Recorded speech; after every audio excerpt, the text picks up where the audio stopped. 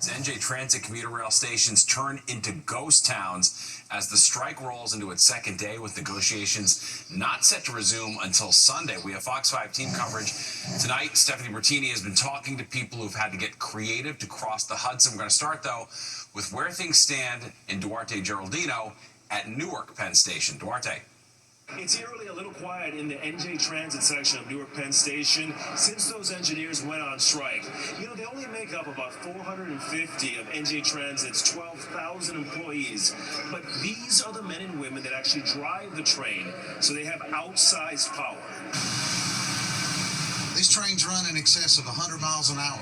These are highly skilled, highly trained, blue-collar jobs. Union President Mark Wallace says engineers will not return unless they're guaranteed raises that match what their peers earn at LIRR, Metro North, and Amtrak. Since Friday, they've been on strike, shutting down the state-funded rail system that moves roughly 350,000 people on weekdays. New Jersey Transit is the third largest commuter rail network in the country. Of course, no deal under these circumstances, or probably any other, is ever going to be perfect. Governor Chris Murphy says giving in to the union could trigger similar demands from other unions, and that could stretch the agency's budget past its limits. Putting NJ Transit on stable fiscal footing, as we have worked relentlessly to do for the past now 7.5 years, requires tough calls and compromises from all of us.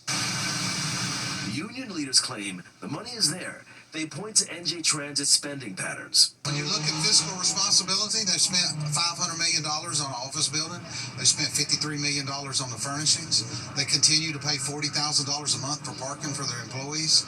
They had a $20 million fair day, and so they have money. They got excess money. They just choose not to spend it on their engineers. Both sides are expected to hold a Zoom meeting Sunday afternoon. Whether that leads to a deal in time for Monday morning is still up in the air.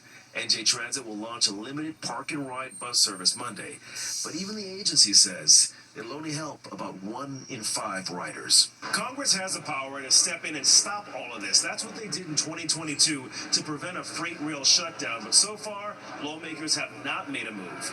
In Newark, Duarte Geraldino, Fox 5 News.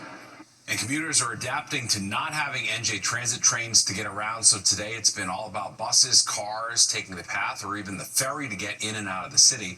Fox 5 Stephanie Bertini continues our team coverage in Hoboken. Waiting to get picked up after work after taking the PATH train to Hoboken from Manhattan. My husband's picking me up, but the traffic is horrible. This woman is taking the NJ Transit strike day by day. She hopes it won't last long because, like many, she lives in New Jersey but works in Manhattan. Actually, I stayed at a friend's apartment last night. While some may not directly be impacted, I just take the PATH train, but it impacts my family. I know my dad commutes from Rutherford, and he's caught in a lot of delays now. I think he's Ubering to the office. the strike has many frustrated. It's definitely something to get used to. Everyone's going to have to find a different way around. Thankfully, at least the weather is a little better, so walking won't be the worst thing. But for some, work and the places they have to go are not within walking distance.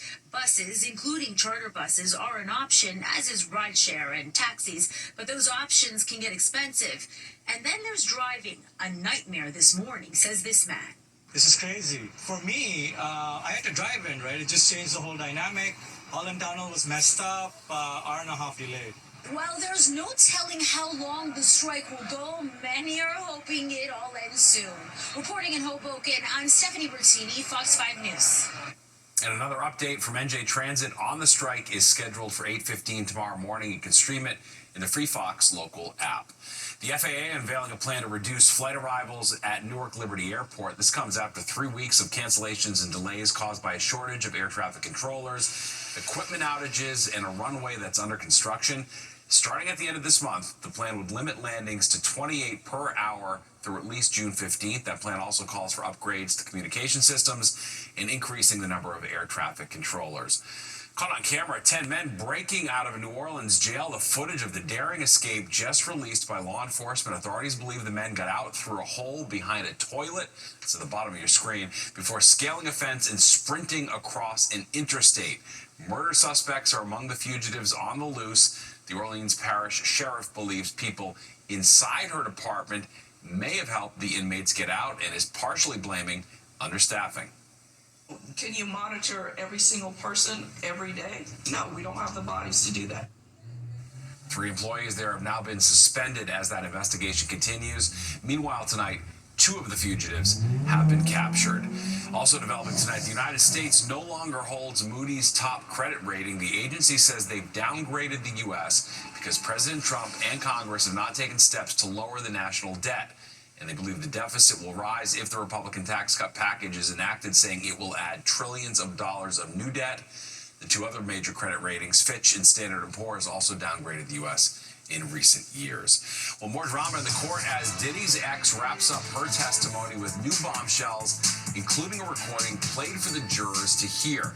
And the FDA okaying a test that could be a real game changer when it comes to diagnosing Alzheimer's disease. But first, Nick is talking the weather. Nick.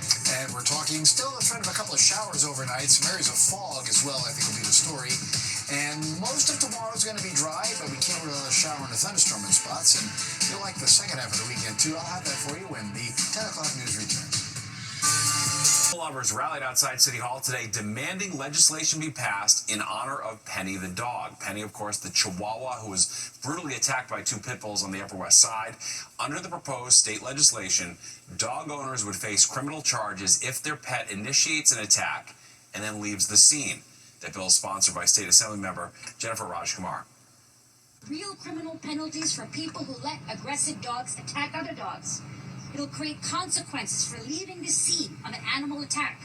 It will crack down on people who keep letting their dogs off leash illegally over and over again.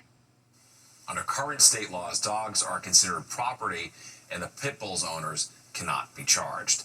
NYPD lays out its security plans ahead of this weekend's Israel Day on 5th parade. Officials are saying there's no specific or credible threats at this time, and that's how they would like to keep it. They've been preparing for months. The NYPD says they respect the right to protest, but there will be zero tolerance for any attempts to disrupt the festivities. All spectators will have to go through screening at designated entry points. Mayor Adams says it's all in the name of keeping New Yorkers safe.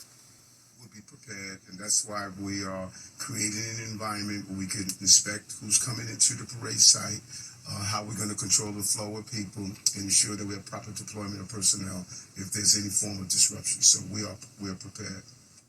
The parade kicks off Sunday at 11:30 in the morning, and you can watch it right here on Fox 5 starting at noon.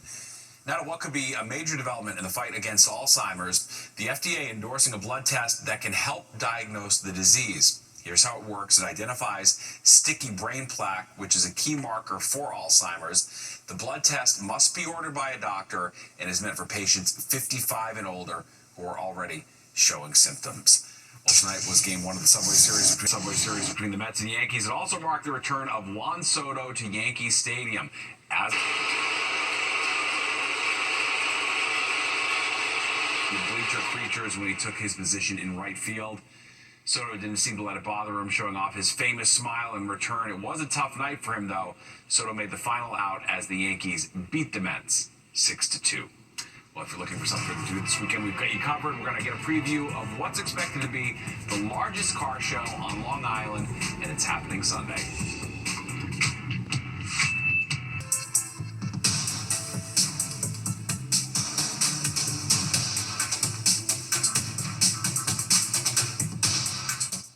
Getting revved up for the spring dust-off car show this weekend. Organizers say it's the largest car show on Long Island. Hundreds of classic cars from the 50s, 60s, 70s, and beyond will be on display.